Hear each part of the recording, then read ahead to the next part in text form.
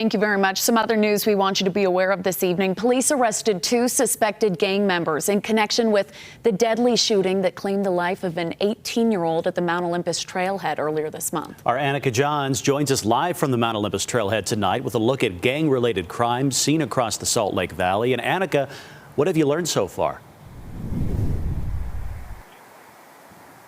Yeah, Brian. So the arrest for the crimes that took place here at the Mount Olympus Trail, where I'm currently at, happened to be on the same day that Salt Lake PD arrested another individual in connection to another gang-related incident that took place in a Glendale neighborhood. Now, just like I mentioned, both of these cases, while completely investigated by completely different departments, have both been labeled by officials as gang-related instances.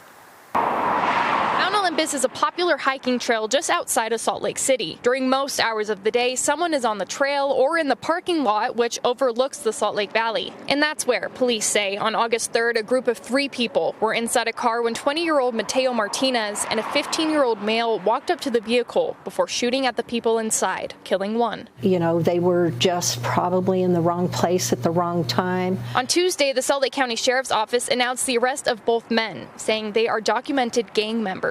These are violent individuals. They belong to a violent gang, known gang here in Salt Lake County. This crime occurred less than a week before the Salt Lake City Police Department was called about a shooting in the Glendale neighborhood, which they believe was also gang-related. At least one bullet had gone through a home in that area that actually struck a 55-year-old woman.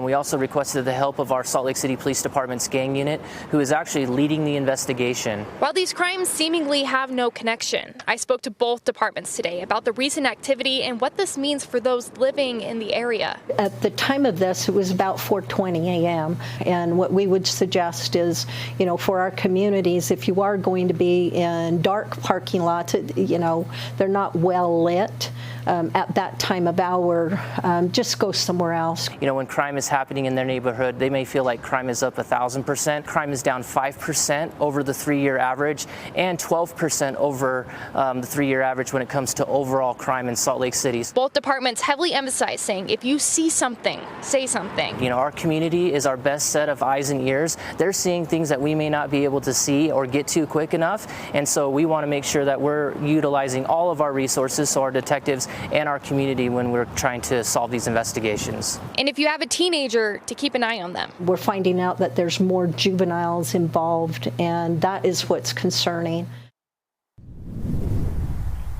Now, both the Sheriff's Office and Salt Lake City PD are continuing their investigations on both incidences. And so they're telling me that if anybody has any information, that they're asking for you to come forward and relate to any of that information. That's the incident that took place here at Mount Olympus and the one that took place in that Glendale neighborhood. They said to just contact the appropriate authorities. Reporting live from the Mount Olympus trailhead, Annika Johns, ABC4 News.